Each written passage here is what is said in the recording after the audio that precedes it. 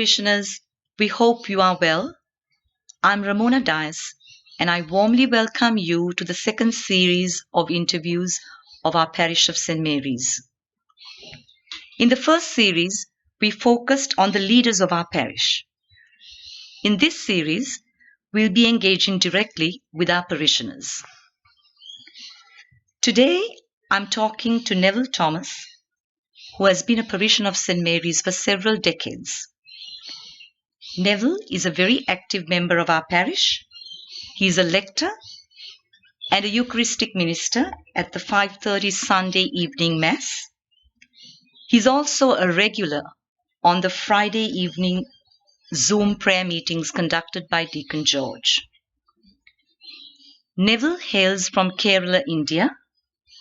He's a family man who has lived, studied, and travelled several countries across the world. Welcome, Neville. Thank you, Ramona. So, when did you first arrive in Australia? I first arrived in Australia in 1990 to fulfill the visa requirement. I stayed in Australia for about a year and then I returned to Malaysia and came back again in November 1993. Okay. All right. So, can you provide us a little bit of background and as to why you made the decision to immigrate to Australia? Back when I came to Australia, I lived in Mulgrave and I was part of the St. John the Vianney's parish. So, this is the very first visit or in 1993? Well, even the first visit, I was a member of the same parish. In 93, it continued. And in 1997, my situation changed and I moved to Dandenong. And since then, I have been a member of St. Mary's Parish. About my background, my primary education was in India. And my secondary education was in Malaysia. After completing my senior Cambridge, I went back to India to do my university studies. I did my Bachelor of Science with the University of Madras. And while at the university, I became involved in the Catholic University Students' Union. And while active in that union, we used to organize social service camps as well as leadership camps. One of the camps was in Calcutta in 1963. And while at the camp, I had the occasion to meet Mother Teresa. Oh. And in 1964, we attended, I was the president of the Catholic Students' Union for the Madras region. And in that capacity, we had a delegation going to Bombay to attend the International Eucharistic Congress. And at the Congress, we had the occasion to meet Pope John Paul VI, who was there to attend the Eucharistic Congress. I was one of the student delegates who had an audience with the Holy Father. What a wonderful experience. Not one that many people would actually have. That's right. Luck seemed to have been with me, and I think I grabbed every opportunity that presented itself. Precisely. All my formation was at the time I spent in the university and working with the Catholic University Students' Union.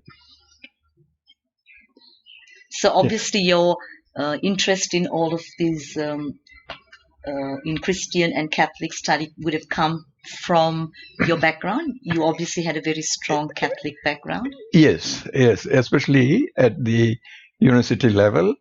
The chaplains in charge were two French priests. One was Father Gerivier. He was in charge of the Madras region. and then Father Sirek, who was in charge of the national region. Nationally, it was called the All India Catholic University Federation. And I remember the delegation that went from Madras to Bombay to participate in the Congress. We had hired a train. So there was a whole train load of students who went from Madras to Bombay. What kind of number would it have been? Over 1,000? Very likely. Okay. A whole train was chartered. And I remember we used to stop at the stations and celebrate morning mass on the platform. So it was a number of days journey? 2 nights. 2 nights, okay.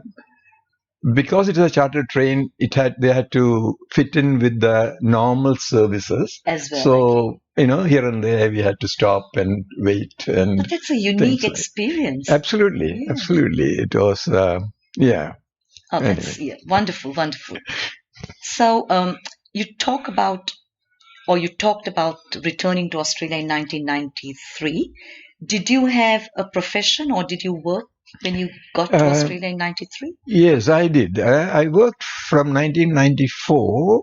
I worked for the Department of Human Services. Mm-hmm. I was providing support for people with an intellectual disability. Mm-hmm. Yes, and I worked for a department from 94 to 2006. That's a long time. Yes, it was indeed. And you retired from the DHS? Yes, okay. I retired in 2006 from the DHS, yes. All right. Apart from English, are there other languages that you speak?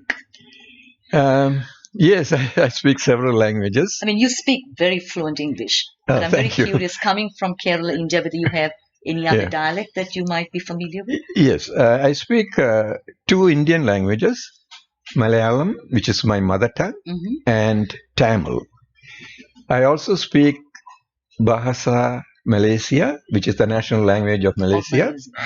And French was my second language for my university studies. How interesting, so French. I speak a bit of French. Now, as a result of that, I managed to get a scholarship to do tropical agriculture in France.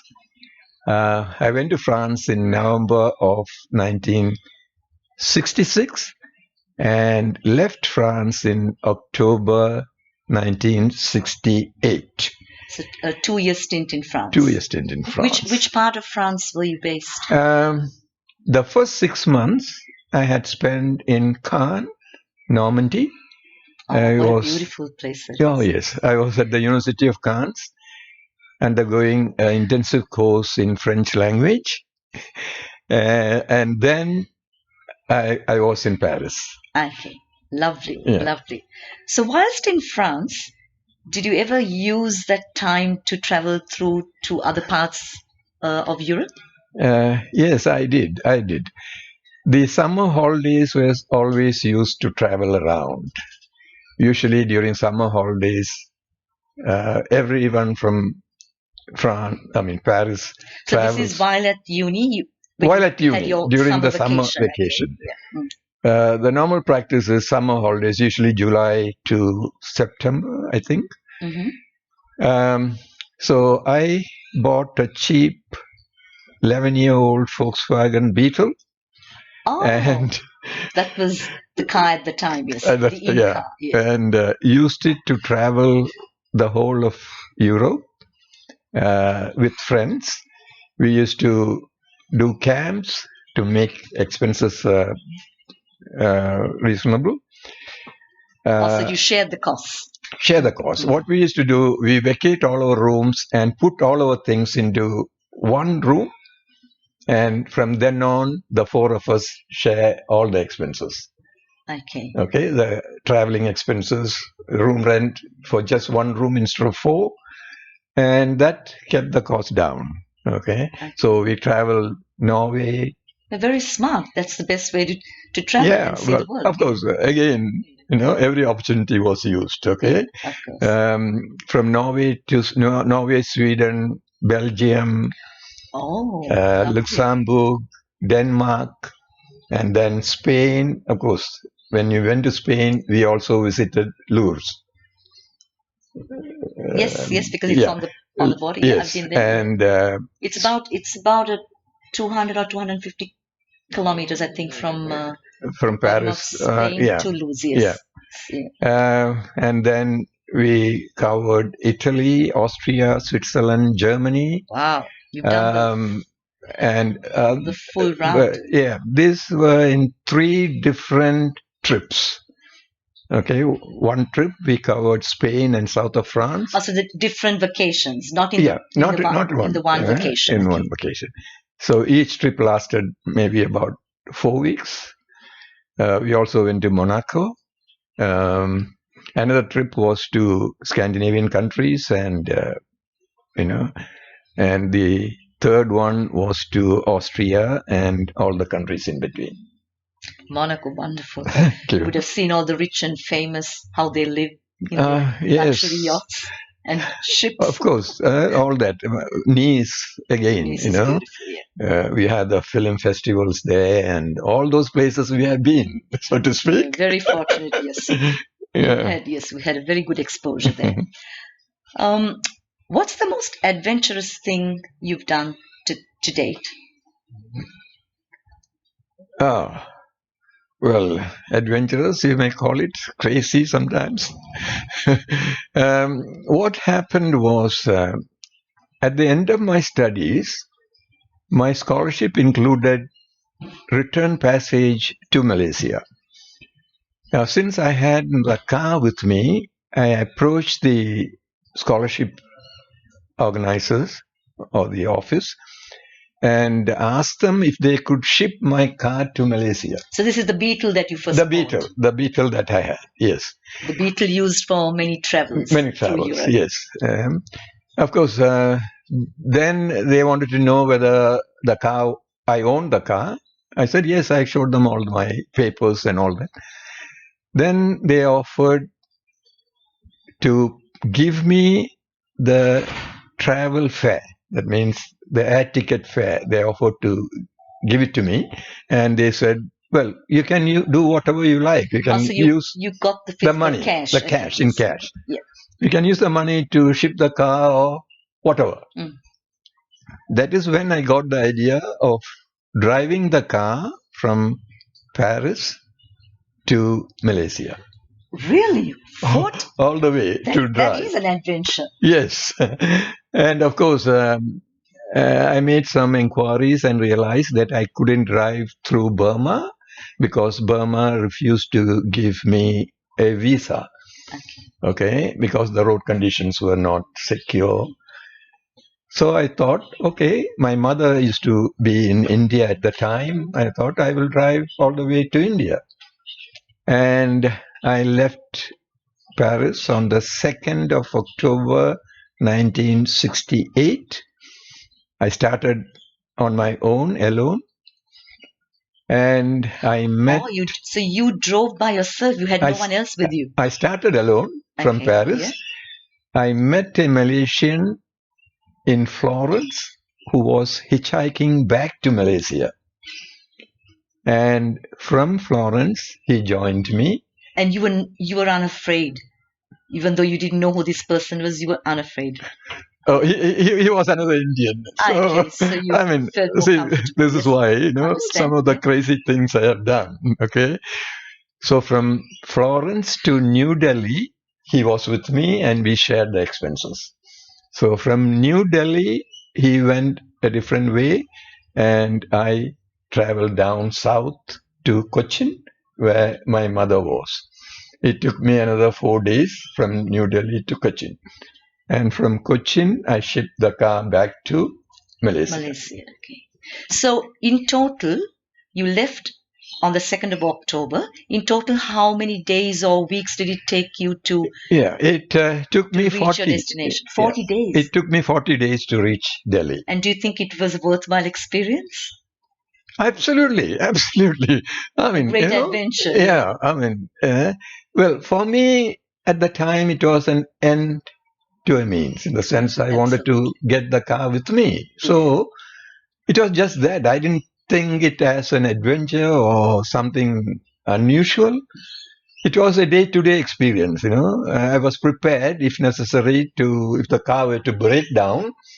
I was prepared to take my bag and walk off, because all my heavy luggages were shipped Okay, so they went back separately. home. Yeah. So, but yeah, you made the most of the opportunity. That's fantastic. Yeah. So do you still have the vehicle with you? Yes, I still have the vehicle with Here me. in Australia? Here in Australia. So you obviously brought it out from Malaysia? Yeah.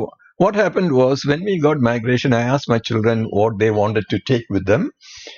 And all three wanted the black beetle to come with them. What a nice decided. Sentimental thing, yes. So I hired a 20-foot container, had the beetle in that. At the time, I also had a couple of British motorbikes. So the car and the bikes came in the container. So you're obviously a collector. Yeah, at the time, well, again, at the time I didn't think I was a collector. But you are now. But yes, now I think I am, yes. That's really good. Something we did not know about you, Neville. Thank you. Yeah. So during your time in Malaysia, was there anything dear to your heart that you engaged in? Yes, I used to do a lot of voluntary work with the Autistic Society of Malaysia. I am one of the founder members of the society. In Malaysia, there's no government support for disabled children. So the voluntary work that we provided support for parents who had disabled children. And during that time, I noticed that people within the autistic spectrum felt very comfortable in my presence, to the extent some parents remarked, "Oh, my son is well behaved when you are with him."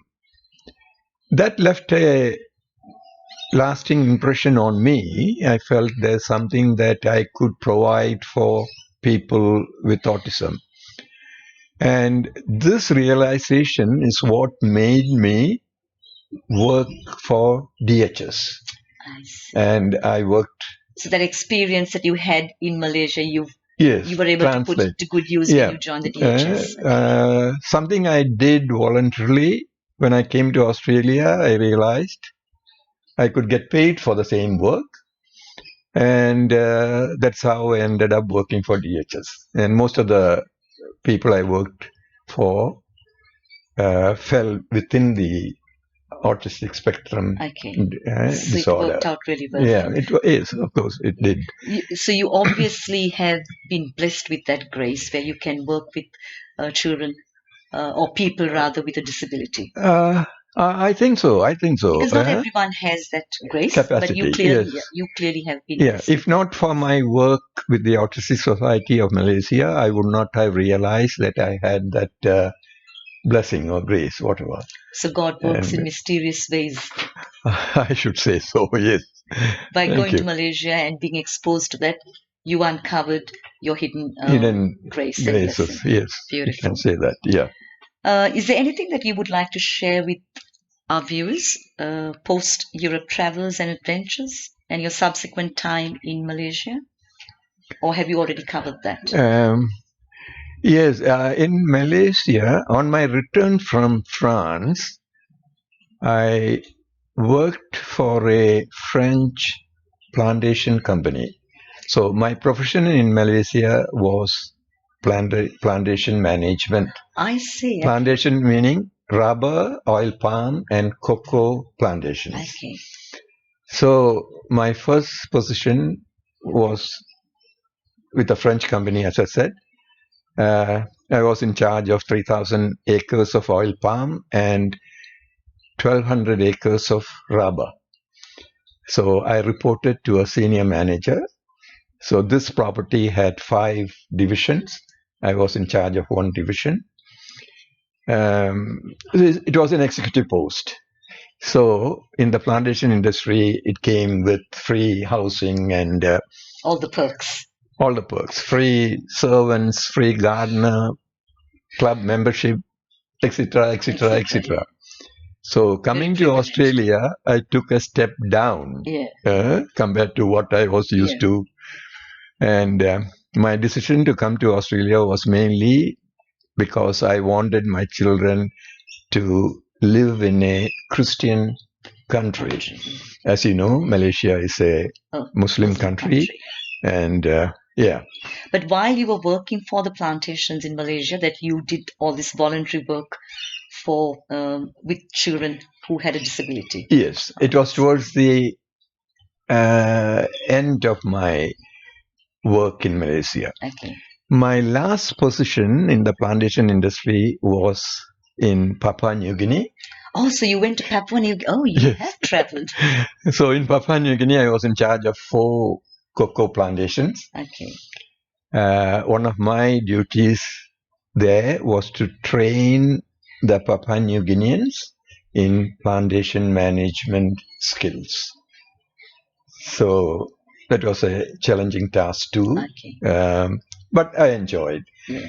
And it was from Papua New Guinea that I decided to come. We got migration approved and decided to come to Australia. Yeah. What a wealth of experience under your belt. Fantastic. Thank you. Thank you.